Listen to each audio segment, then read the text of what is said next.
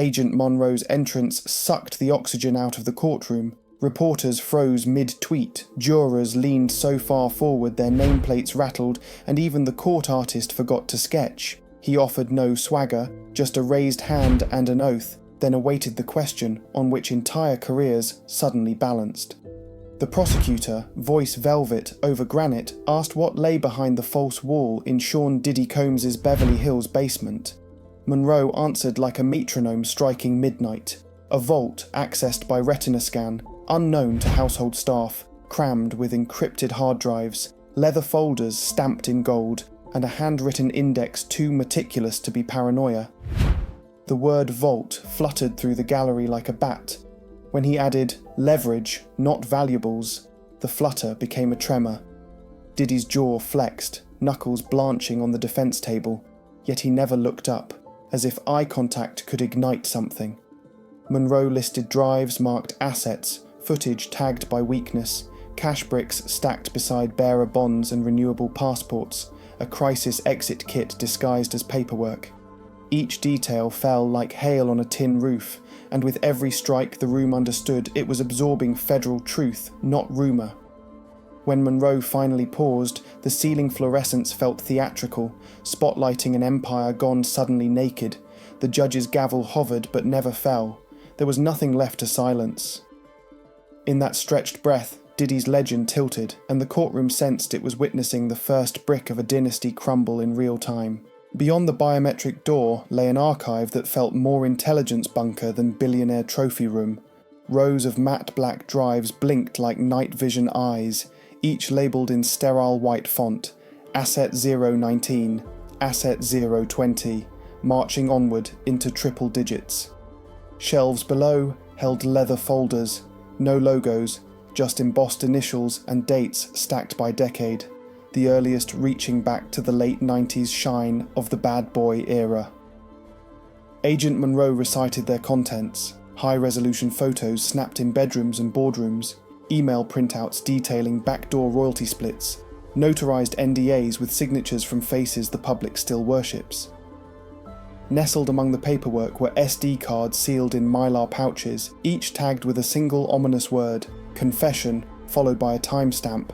Monroe clicked open one sample drive at the bureau lab, and the mirrored hits stared back. A chart-topping singer at an after-party, voice slurry, murmuring secrets about a buried assault settlement, a Grammy-winning producer negotiating hush money, a politician's late-night plea to keep that Vegas tape in the vault. None of them knew they were on candid camera. Every file was cross-referenced against a meticulous spreadsheet tracing who owed what and how badly they feared the footage surfacing. Columns read like mafia bookkeeping: paid, pending, pressure applied.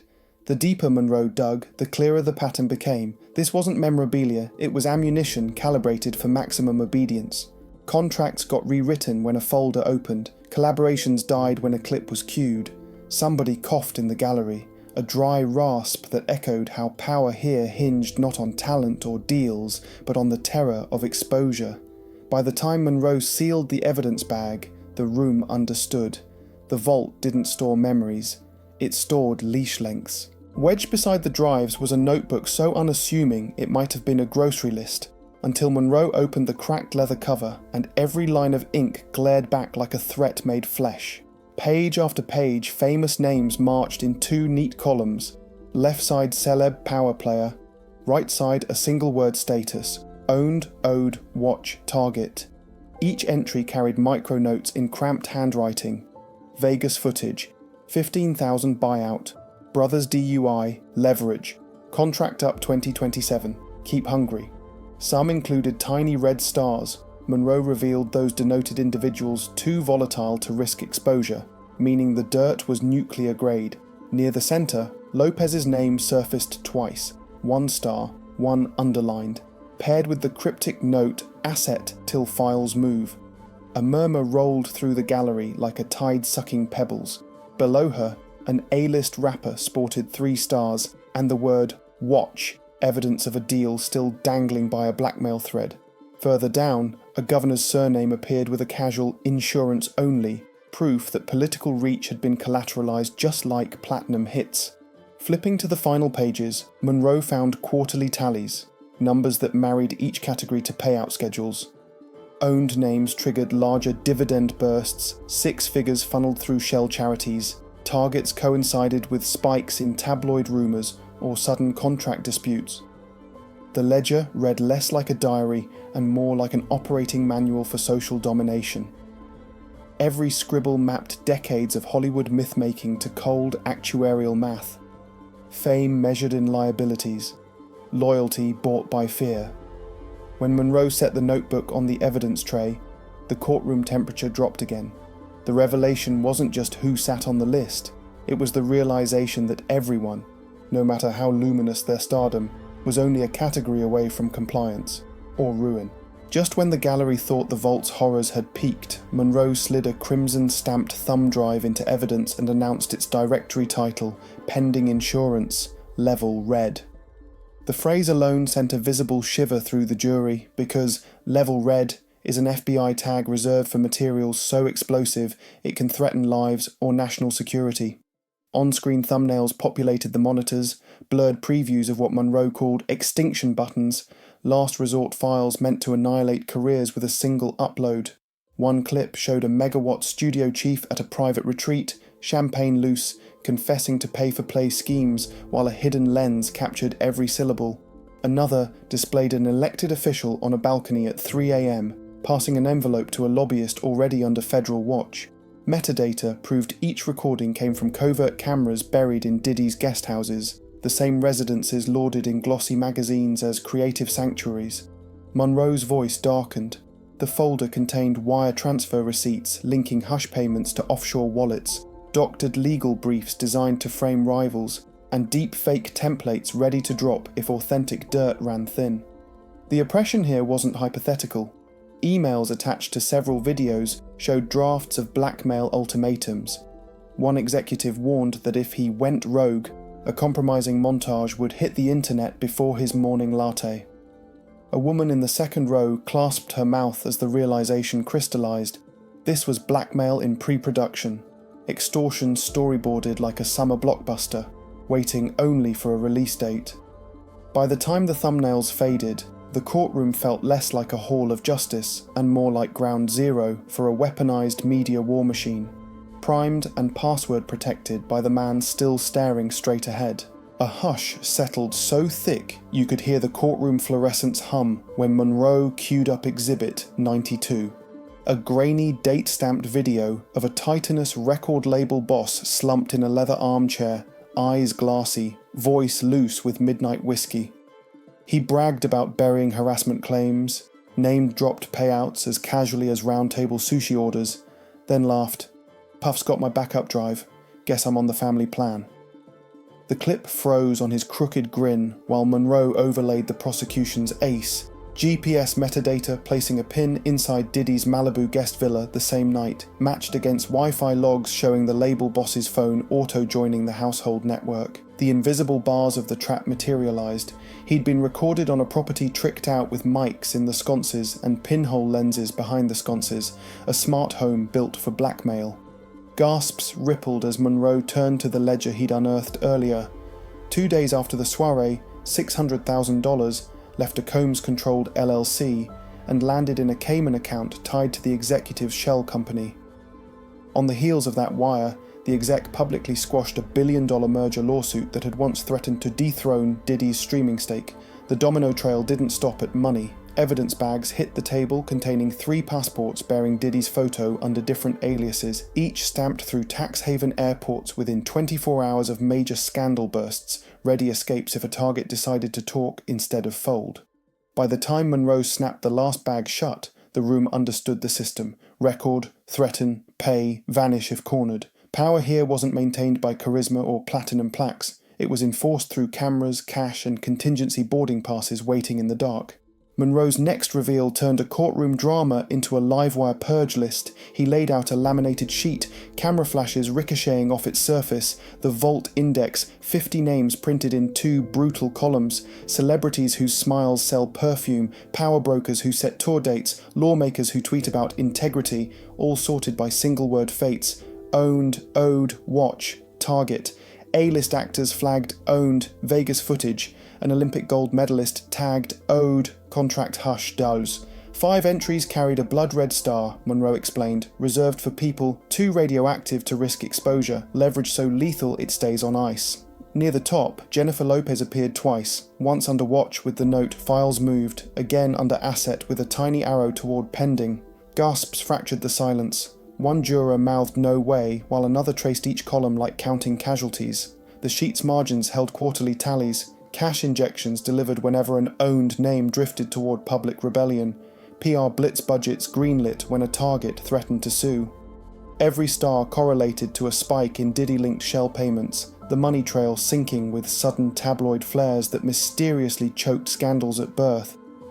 Monroe pointed to a footnote. "If star falls, activate script." Attached was a QR code linking to pre-written press releases and influencer talking points, ready to spin disasters into chart-topping sympathy. The jury didn't need spreadsheets.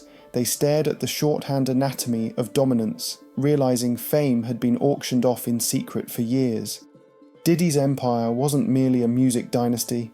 It was a stock exchange where reputations traded like futures, and every hit single, red carpet grin, or glossy magazine cover was just another asset priced, insured, and weapon-ready on a laminated roster. Monroe wasn't finished dismantling illusions.